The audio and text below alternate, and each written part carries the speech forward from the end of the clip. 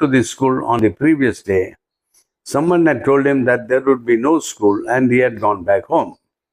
The headmaster replied that if he was going to listen to every loafer who said there would be no school, he deserved to be flogged.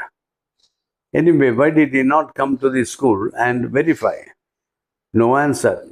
The punishment was pronounced 10 days attendance cancelled, 2 rupees fine, and the whole day to be spent on the desk. The third said that he had had an attack of headache. The fourth said he had had a stomachache. The fifth said that his grandmother died suddenly, just as he was starting for the school. My God, these children think of some things. His grandmother had died just as he was starting for the school. The headmaster asked him if he could bring a letter from his father. No, he had no father. Then who was the guardian? His grandmother. But the grandmother was dead. Was she not? No, it was another grandmother. The headmaster asked, how many grandmothers does a person have? No answer. Could he bring a letter from his neighbors? No, he could not. None of the neighbors could read or write because he lived in one of the more illiterate parts of Lemon Street. Then the headmaster offered to send a letter to this illiterate locality to ascertain from the boy's neighbors if the death of this grandmother was a fact. A pause, some perspiration, and then the answer that the neighbors could not possibly know anything about it since the grandmother died in the village. The headmaster hit him on the knuckles with his cane, called him a street dog, and pronounced the punishment 15 days suspension.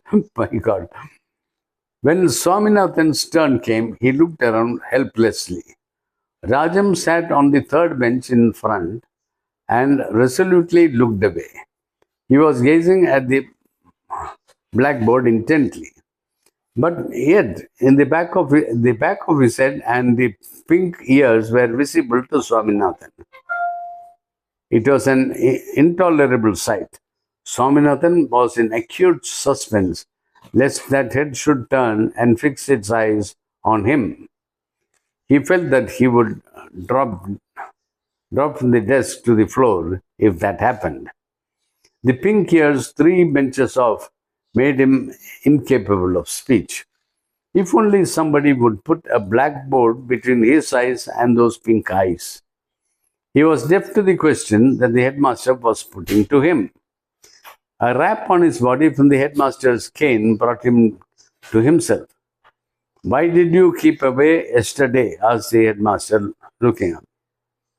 Swaminathan's first impulse was to protest that he had never been absent. But the attendance register was there. No, I was stoned. I tried to come, but they took away my cap and burnt it. Many strong men held me down when I tried to come. When a great man is sent to jail, I am surprised to see you a slave of the Englishmen. Didn't they cut off Dhaka Muslim slaves? Didn't they cut off the thumbs of Dhaka Muslim slaves of slaves? These were some of the disjointed explanations which streamed from his head, and which, even at that moment, he was discreet enough not to express. Oh, the thoughts came, he didn't express. He had wanted to mention a headache, but he found to his distress that others beside him had had one. Then his headmaster shouted, "Won't you open your mouth?" He brought the cane sharply down on Swaminathan's right shoulder. Swaminathan kept staring at the headmaster with tearful eyes, massaging with his left hand the spot where the cane was laid. "I will kill you if you keep on staring without answering my question," cried the headmaster. I couldn't come," stammered Swaminathan. "Is that so?" asked the headmaster, and turning to a boy said, "Bring the peon." Swaminathan thought, what is he going to ask the peon? Is he going to ask the peon to thrash me? If he does any such thing, I will bite everybody dead. The peon came. The headmaster said to him, Now say what you know about this rascal on the standing on the desk. The peon eyed Swaminathan with a sinister look, grunted and demanded, "Didn't I see you break the panes of the ventilators in my room?" asked the headmaster with zest. Here there was no chance of escape. Swaminathan kept staring foolishly till he received another whack on the back. The headmaster demanded what the young brigand had to say about it. The brigand had nothing to say. It was a fact that he had broken the panes. They had seen it. There was nothing more to it. He had unconsciously become defiant and did not care to deny the charge. When another whack came on his back, he ejaculated, "Don't beat me, sir, it pains."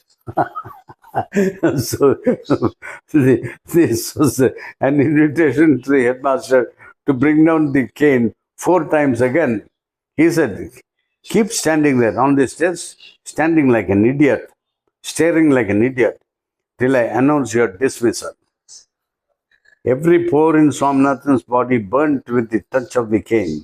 He had a sudden flood of courage, the courage that comes of desperation. He restrained the tears that were threatening to rush out, jumped down, and, grasping his books, rushed out muttering, "I don't care for your dirty school." Oh, that's the end of chapter 12. So next time we'll read chapter 13. That was nice reading. Thank you all for being here. Bye bye. Meet you again.